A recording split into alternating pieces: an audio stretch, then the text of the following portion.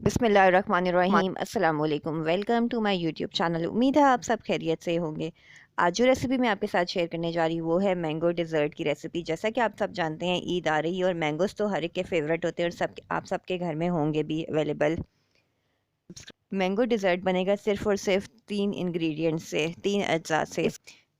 ये रेसिपी बहुत ही आसान और बहुत ही मज़ेदार है, कोई बच्चा भी इसको आसानी से बना सकता है।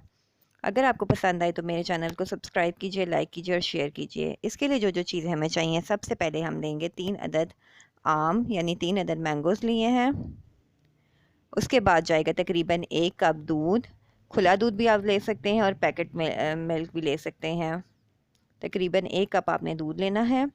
उसके बाद जाएगी शुगर, तकरीबन 2 बड़े खाने के चम्मच यानी 2 टेबल स्पून। पाउडर शुगर भी ले सकते हैं। और उसके बाद हमने सबसे पहले इसके मैंगो के को पील आउट कर दिया, यानी इसके छिलके उतार दिए हैं और हमने इसके चंक्स काट लिए हैं। 2 प्लेट्स में हमने डिवाइड कर दिया इसको।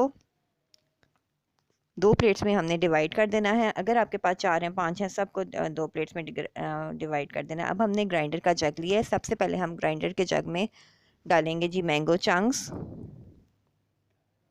1 प्लेट के हमने बचा के साइड पे रख लिए हैं। उसके बाद इसमें जाएगी जी चीनी यानी शुगर।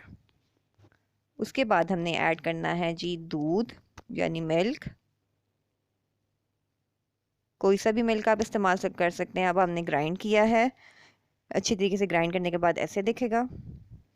अब हमने जिसमें सर्व करना है, सबसे पहले आपने लेना है जी एक डिश लेनी है, उसमें हमने मैंगो चंक्स डाले। उसके बाद हमने जो शेक ग्राइंड किया था उसको हमने ऊपर ऐड करेंगे, डालेंगे, स्प्रेड आउट कर देंगे। अच्छी तरीके से फैला के आपने डालना है और देखें गाढ़ा गाढ़ा है, बिल्कुल पतला नहीं है।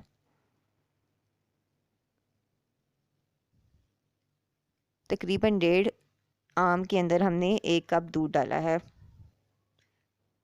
उसके बाद जो हमने चंक्स बचा लिए थे, अब हम ऊपर से वो इसके ऊपर स्प्रेड करेंगे, डालेंगे अच्छी तरीके से फैला फैला के। अगर आपके इस तरह देखें मेरे साथ साथ हो गए, अब इनको हमने चम्मच से बाद में हम सेट कर लेंगे। अब जैसा कि आप देख सकते हैं मैंने चम्मच से सेट कर लिया है। इसलिए अब हम इस मिक्सचर को नहीं, इसको डिश को फ्रीज़र में रख देंगे, फ्रिज में नहीं, फ्रीज़र में।